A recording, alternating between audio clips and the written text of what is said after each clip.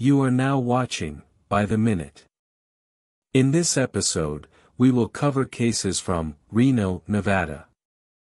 In this episode, we will cover cases from Reno, Nevada.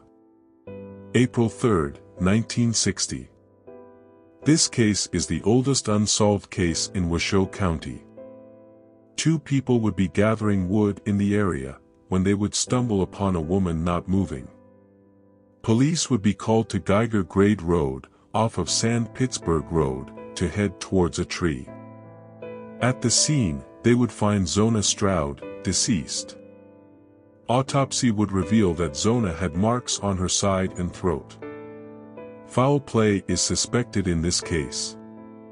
Unfortunately, this case has remained unsolved for some time. And it's important that we get anyone familiar with this case to give the tips that they have. Did you know Zona? Your tips can get this case solved. October 31, 1978. A man would be found deceased near his home. Police would be called to Clear Acre and Whitfield for a man found deceased in a drainage ditch. Autopsy would reveal the man was 29-year-old William Leone. William lived nearby the scene on McLeod Street. Police need help finding suspects. Do you know why William was away from his home? Who he may have been speaking with? Any details can help us get this case solved. March 25, 1979. A woman would be job seeking when she would go missing. Her remains would later be found, but the suspect remains unknown. Julia Woodard, 20, would be headed to the San Francisco airport as she was looking for employment. But she would never make it. On March 25, 1979, her remains would be found near Lemon Valley, which is just north of Nevada. The suspect, Charles Gary Sullivan, would be sentenced 15 years for the murder of Julia Woodard and be recently denied parole. Let this be a reminder that these cold cases that we cover on the channel are able to see justice. All it takes is tips to get authorities closer to finding suspects and charging them with these crimes. April 9, 1979. A woman would be reported missing. Her remains were eventually found under a mattress.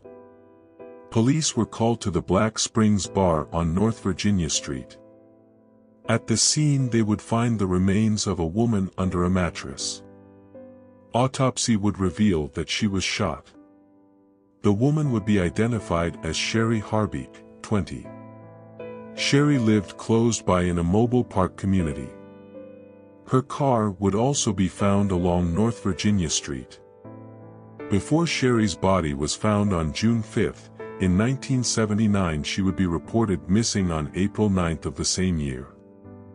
Sherry's case remains a mystery, and the suspect responsible in this case must answer for their crimes. June 28, 1980. A woman visiting the rodeo would be seen leaving with men, but she would never be seen alive again. Karen Santos Coy, 19, was a Job Corps student and described as nice, caring and family-oriented. She would be spending some time at the Reno rodeo on June 28. She told her family she would be back by 11 p.m. She would be seen leaving with two white males. She would never make it home and she would be reported missing. A few weeks later, on July 10, 1980, the remains of a woman left unclothed were found on Red Rock Road. Her clothing was found scattered along the area.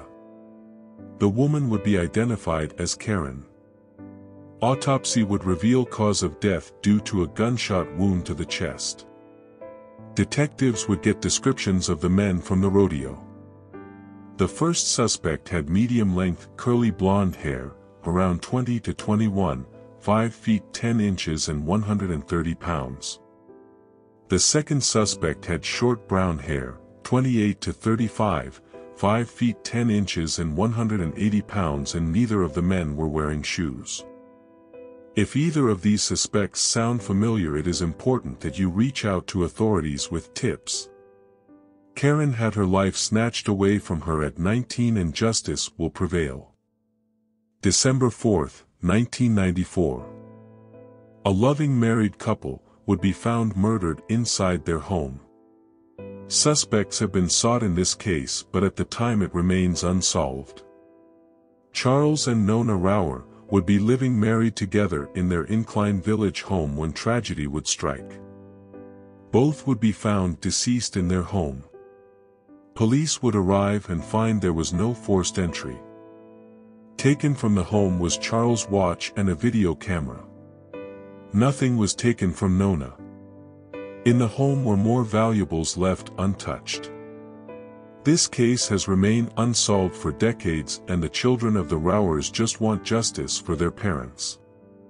If you have any tips, the Washoe Sheriff's office is actively seeking anyone with knowledge about this case. October 30, 1995. A murder in a mobile home remains unsolved for decades. It would be Halloween weekend and her kids would be with their father, leaving mom with some free time.